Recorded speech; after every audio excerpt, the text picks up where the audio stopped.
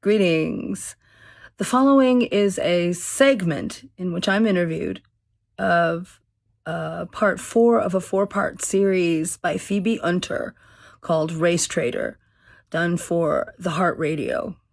In the description, you will find links to both the entire episode called Betray White Fathers, as well as a link to the entire series.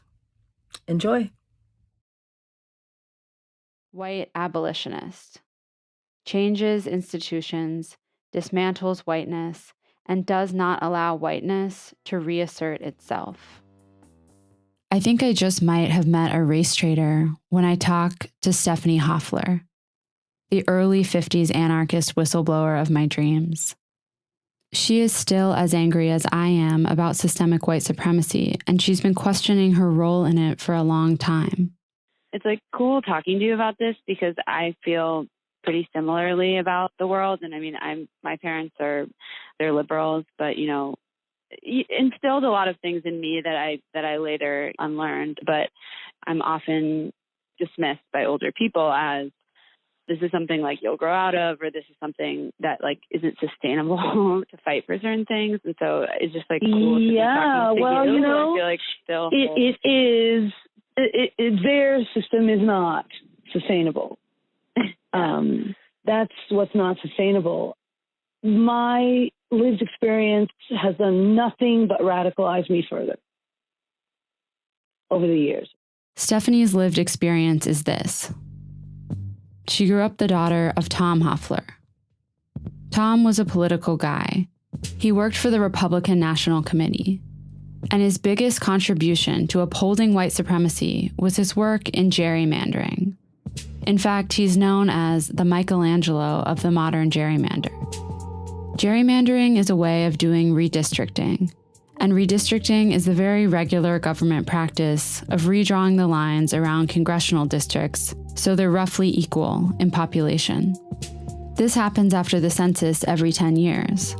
Whichever party is in control at that time does it. And when the Republicans have been in power, they've had people like Tom Hofeller use gerrymandering as a technique to suppress some people's votes and make others more powerful. And he was known for being an innovator, for coming up with new ways to use technology and out-of-the-box ideas for new forms of voter suppression. Overall, you could describe Tom Hofeller's career as doing his best to rig elections for one party. And if you're rigging elections for the Republicans, you can pretty safely say you're rigging elections for the interests and power of white America. But he saw himself as the heir of the framers, the founding fathers, as we call them. And the crux of the whole game of gerrymandering is not getting caught. No one's supposed to know that you're intentionally trying to suppress the votes of certain groups. So one of the things that made Tom Hofeller Michelangelo level was just how good he was at covering his tracks. Enter his daughter, Stephanie. While her dad was alive and doing all this fucked up work, she was never able to convince him to quit. Over the years, I had plenty of opportunity to attempt to explain it to him. And, sometimes I would briefly win him over, but that wouldn't last long.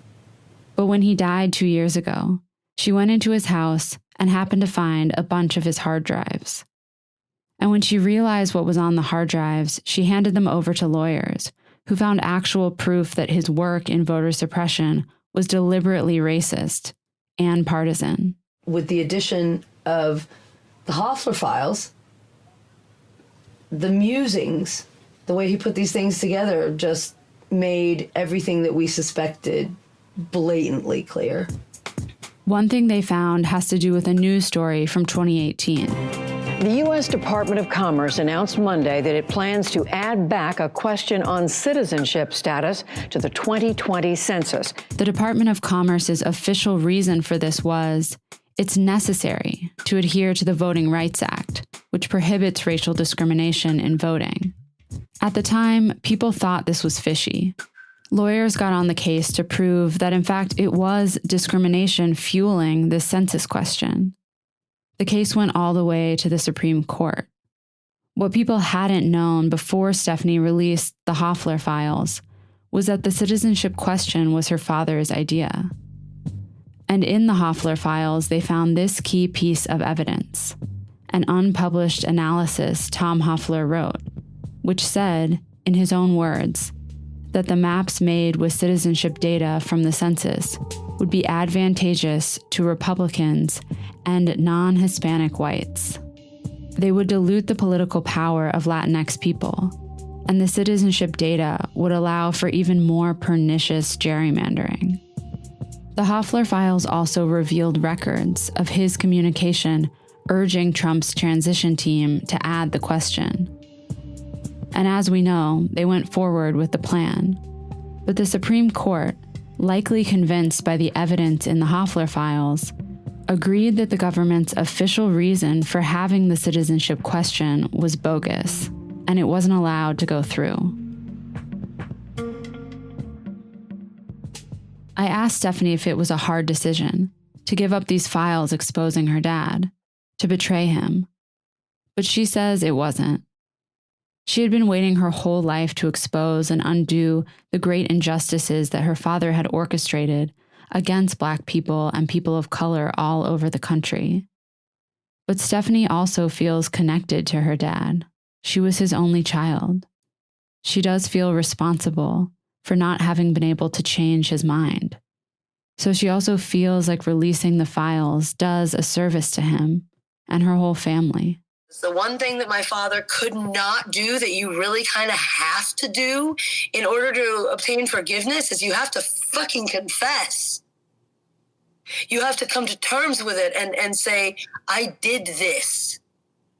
And only on the other end of this can you find any kind of redemption. When I hear her talk about her seeking her father's redemption, it feels kind of like a ritual to halt a white intergenerational pattern of passing on and maintaining power. She wants to stop this pattern in its tracks, not to clear her father's name, but so future generations can do better. We thought, it's not disrespectful to the dead to try and correct their mistakes.